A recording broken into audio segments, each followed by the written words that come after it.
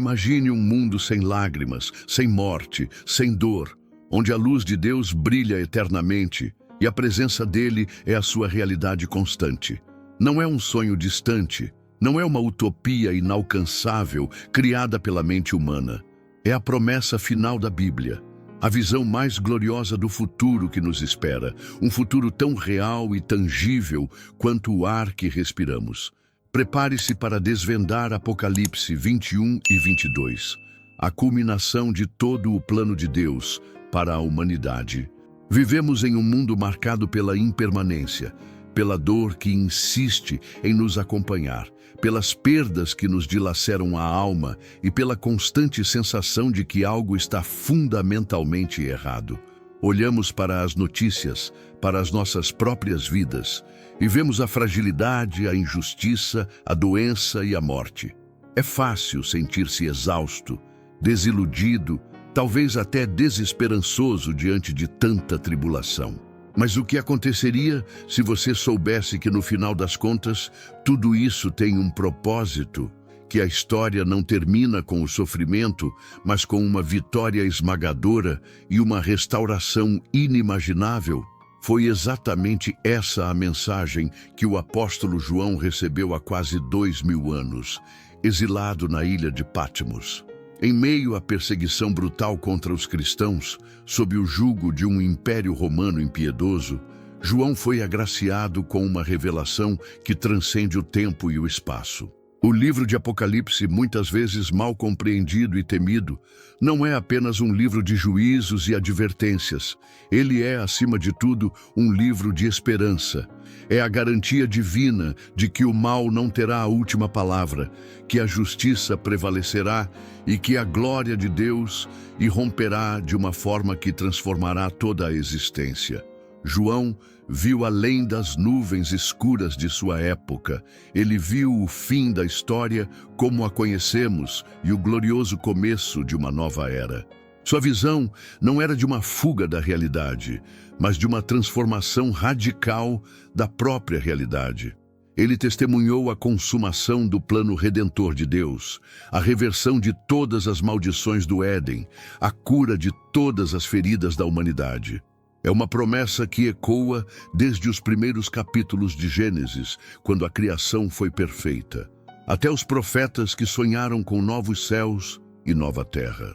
Esta não é uma mera teoria teológica, é a âncora para a alma de todo crente, a certeza de que a fé que professamos não é em vão.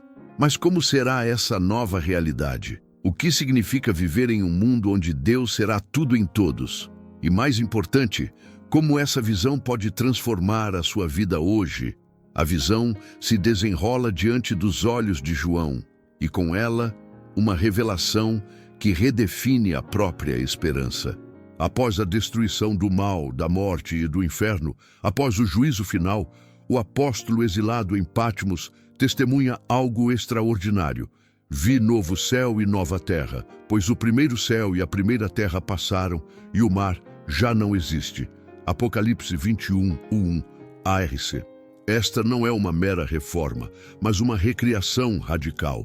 A palavra novo aqui não significa apenas algo recente, mas algo de uma qualidade inteiramente diferente, renovado em sua essência, superior ao que existia antes. O universo que conhecemos, marcado pela entropia e pela mancha do pecado, dará lugar a uma nova ordem, onde a perfeição original do Éden será não apenas restaurada, mas magnificada.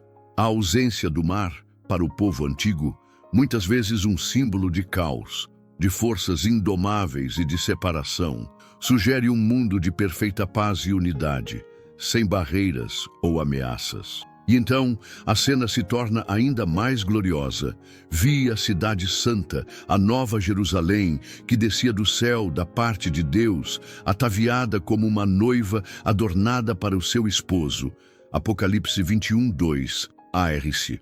Esta não é uma cidade construída por mãos humanas, mas uma obra divina que desce de Deus. A metáfora da noiva é poderosa.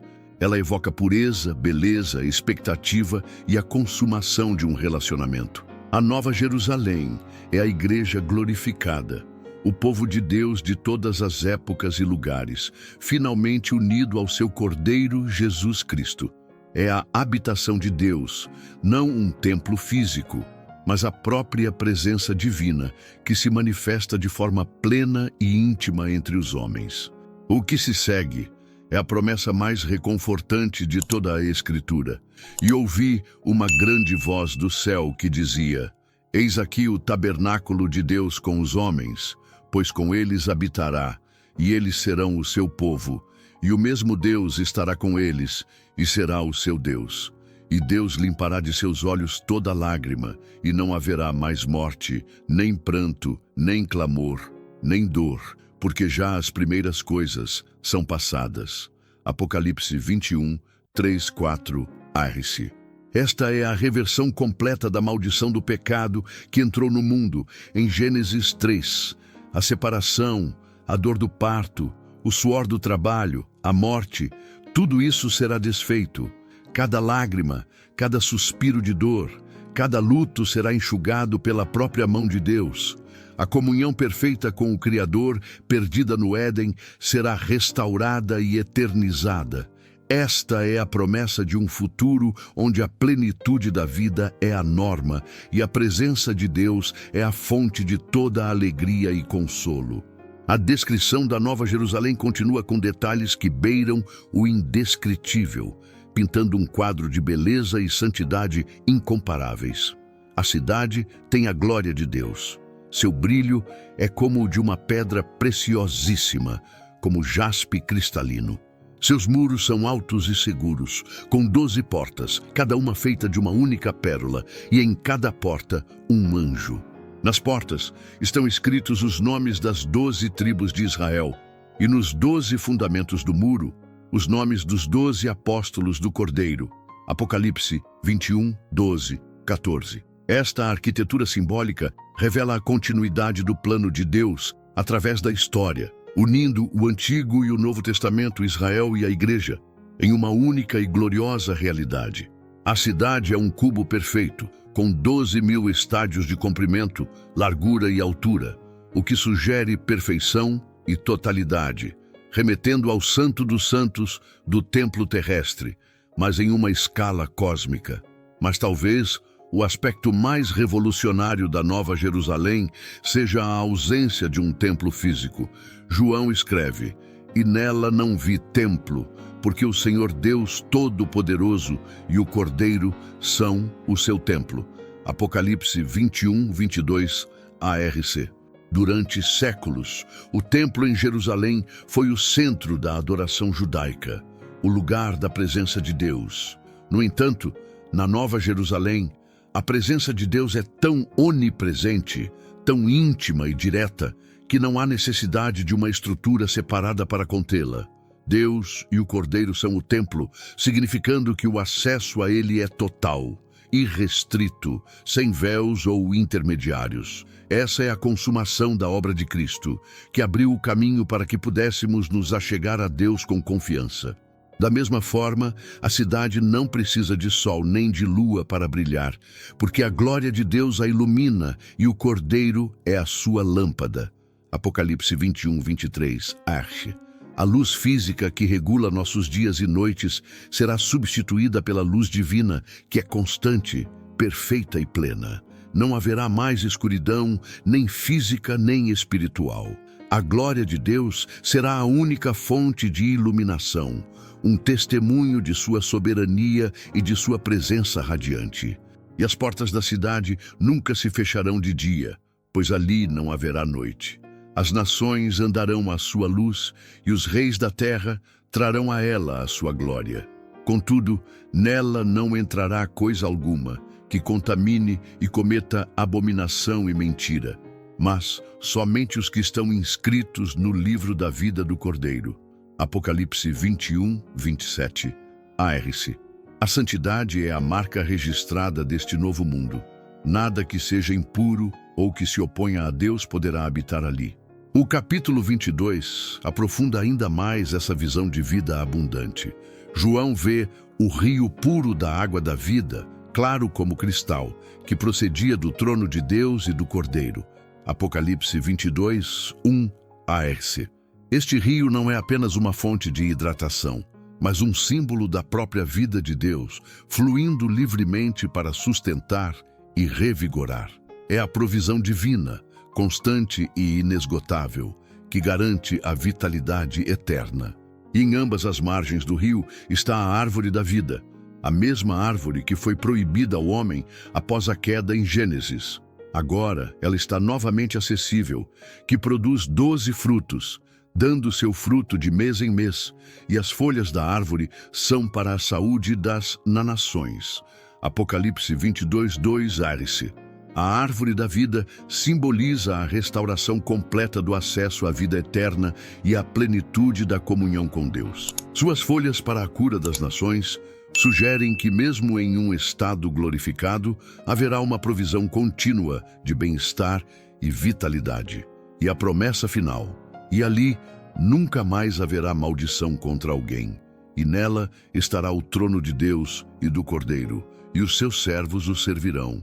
E verão o seu rosto, e nas suas testas estará o seu nome. Apocalipse 22, 3-4-AS. A maldição do pecado é completamente removida. A intimidade com Deus será tão profunda que seus servos verão seu rosto, uma experiência que no Antigo Testamento era fatal para o homem pecador. Ter o nome de Deus em suas testas significa posse, identidade e proteção divina. Eles reinarão com ele para todo o sempre. Esta é a culminação de todas as promessas, a realização plena da esperança de Abraão, que buscava uma cidade com fundamentos, cujo arquiteto e construtor é Deus. Hebreus 11:10. É a confirmação das profecias de Isaías sobre novos céus e nova terra.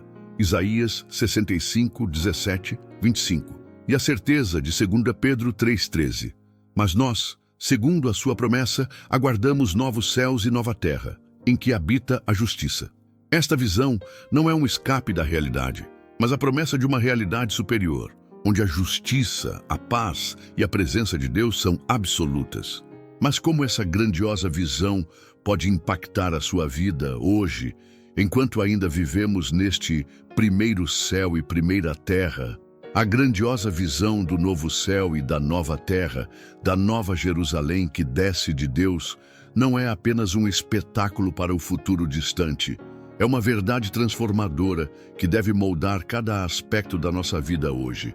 Se a esperança que nos é apresentada em Apocalipse 21 e 22 é tão real e gloriosa, como ela pode, de fato, se manifestar em nosso cotidiano, em meio às nossas lutas, decisões e relacionamentos? Primeiramente, essa visão nos oferece uma perspectiva eterna em meio à dor presente. Vivemos em um mundo onde a dor é inevitável. Perdas, doenças, injustiças, decepções. Elas fazem parte da experiência humana. Quando um filho adoece gravemente, quando um casamento se desfaz, quando a injustiça social nos sufoca ou quando a morte leva alguém amado, a tentação é mergulhar no desespero. Mas Apocalipse nos lembra que este não é o fim da história.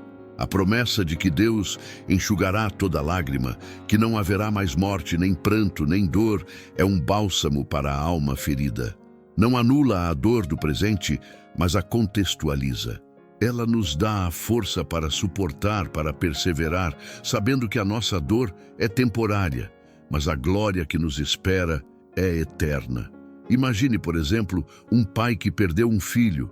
A dor é excruciante, mas a promessa de um lugar onde não há morte e onde todas as lágrimas serão enxugadas não é uma fuga da realidade, mas uma âncora de esperança que o permite continuar, crendo que haverá um reencontro em um lugar sem despedidas. Em segundo lugar, a santidade da Nova Jerusalém nos chama à santificação prática hoje.